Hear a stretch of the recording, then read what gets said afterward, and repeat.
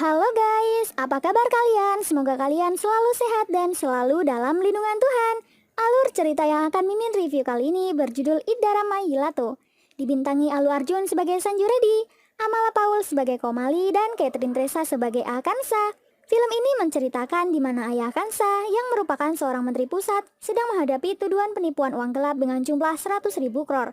Agar anaknya tidak curiga, dia mengirim Akansa ke Eropa dengan alasan menyekolahkan anaknya itu ke jenjang lebih tinggi, yakni Fakultas Psikologi Barcelona. Akansa bertunangan di Paris dengan antek ayahnya yang bernama Syawar Ali.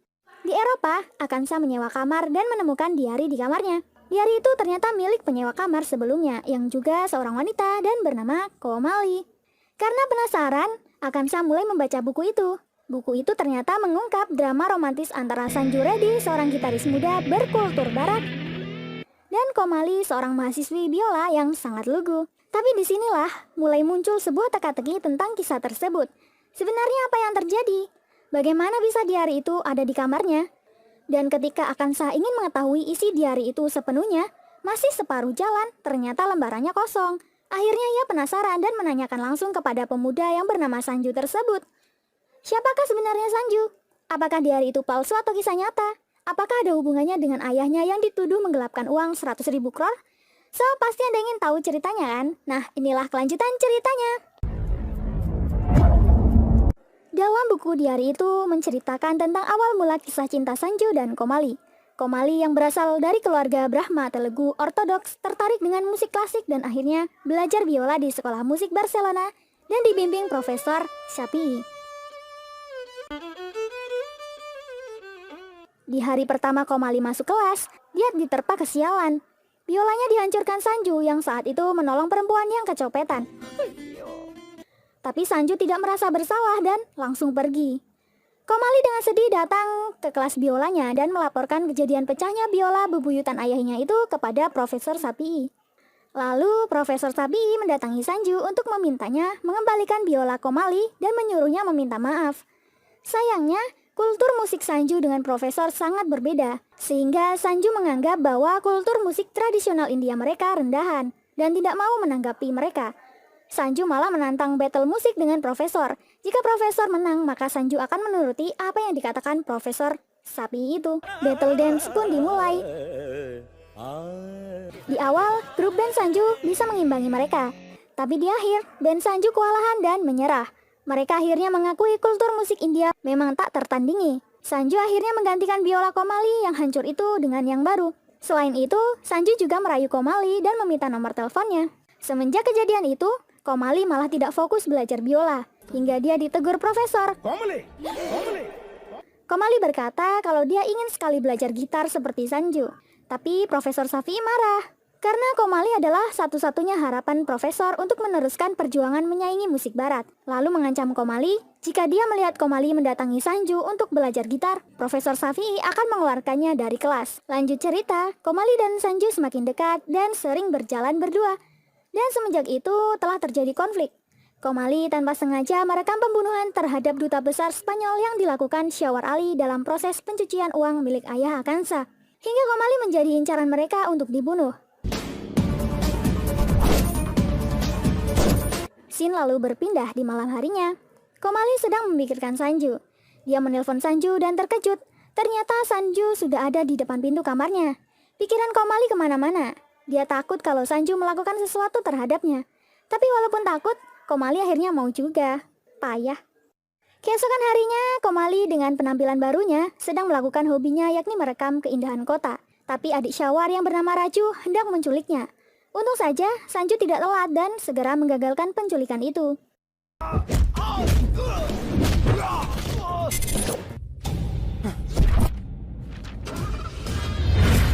Lanjut cerita, Komali kini mulai diajari cara bermain gitar. Dia dipangku Sanju di kursi taman. Saat asyik berlatih, Profesor Shafii datang dan memarahi Komali. Profesor Shafii yang kecewa lantas melaporkan kejadian itu kepada orang tua Komali di kampung. Profesor juga mengatakan kalau Komali malah berpacaran dengan seorang laki-laki pecinta musik barat. Itu akan merusak budaya mereka jika Komali dan Sanju bersatu. Dikira Mimin orang tua Komali akan marah, tapi ternyata mereka malah merencanakan pernikahan Sanju dan Komali. Singkat cerita, orang tua mereka berdua bertemu untuk membicarakan pernikahan anak mereka. Besoknya kedua orang tua mereka akan datang ke Barcelona dan Komali berdoa kepada Tuhan semoga pernikahannya berjalan dengan lancar. Disinilah cerita di buku harian itu berakhir dengan tiba-tiba.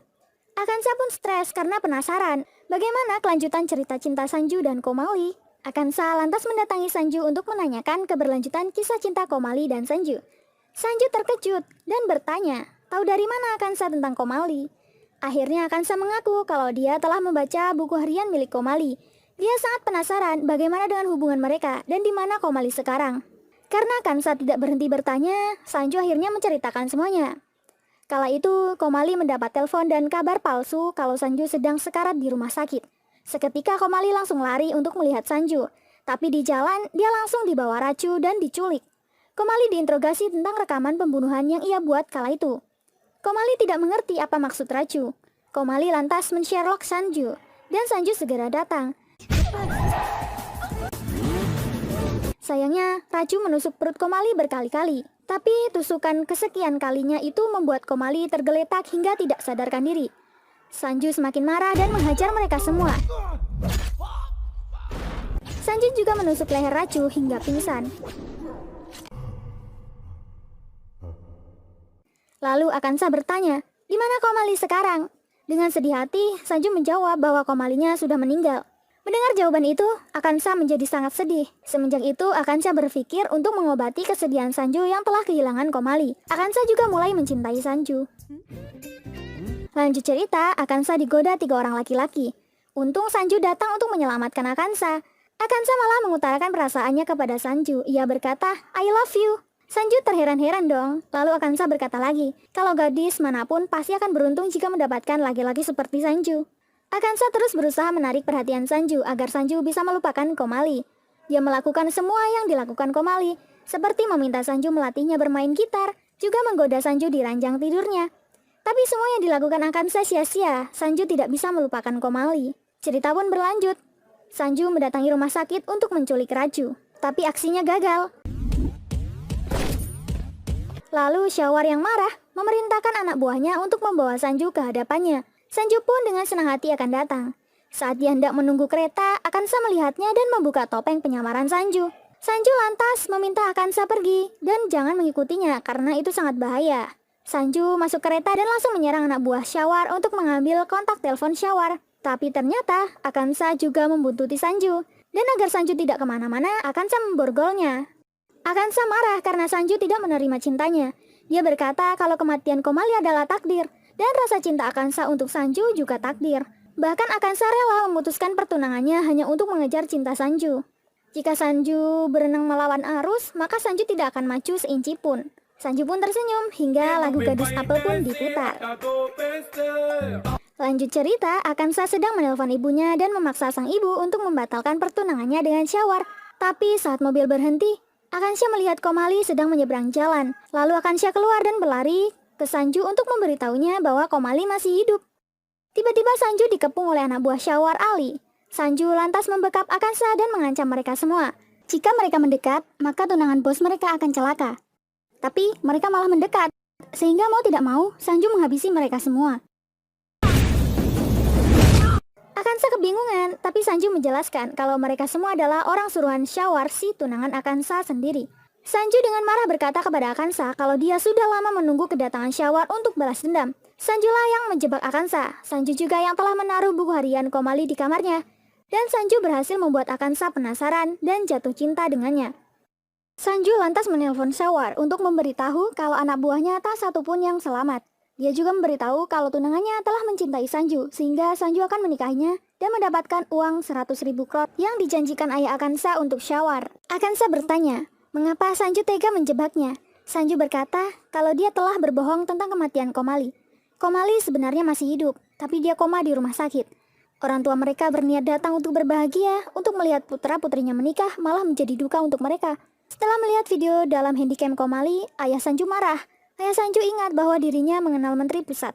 Tapi dia yang tidak tahu kalau Syawar adalah antek menteri, segera menelpon menteri untuk meminta tolong agar menangkap Syawar Ali di Spanyol atas kasus pembunuhan yang ada di dalam video. Menteri yang sekaligus ayah Akansa itu syok, kemudian menelpon Syawar Ali agar menyelesaikan masalah ini dan merebut kembali bukti rekaman itu. Syawar Ali kemudian pergi ke rumah sakit dan membunuh semua orang tua Sanju dan Komali. Sanju lemas tidak berdaya melihat semua orang yang dicintainya dibantai di depan matanya. Mereka melepaskan alat bantu kesehatan Komali juga dan lalu menghabisi Sanju. Mereka mengira Komali dan Sanju sudah mati. Dan untuk membalas dendam, Sanju menjadikan Akansa pionnya dalam game ini. Semua kejadian itu adalah ulah ayah Akansa yang korup dengan menjarah uang ratusan ribu crore, dan Syawar adalah rekan ayah Akansa, di mana ayah Akansa mengatur pertunangan Syawar dengannya hanya untuk bisnis dan pencucian uang yang dia jarah.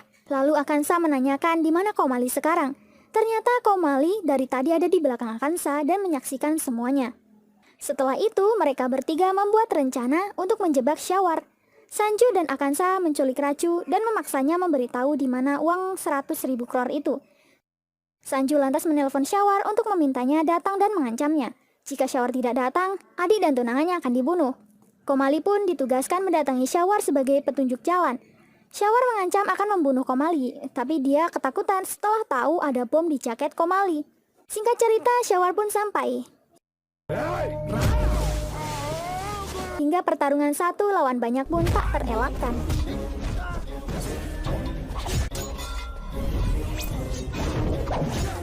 Saat Sanju sedang bertarung, Syawar dan Raju pergi untuk menyelamatkan uang 100.000 crore itu. Tapi Sanju dan Komali menggagalkan aksi Syawar dengan mengebom gubuk beserta uang miliaran itu. Hingga Syawar pun terpental dan hampir jatuh ke jurang. Dia meminta bantuan Sanju dan minta ampun. Sanju segera menolongnya. Tapi setelah ditolong, Syawar malah menembak Sanju. Untungnya Sanju bisa menghindarinya dan membalikkan tembakan itu ke dada Syawar.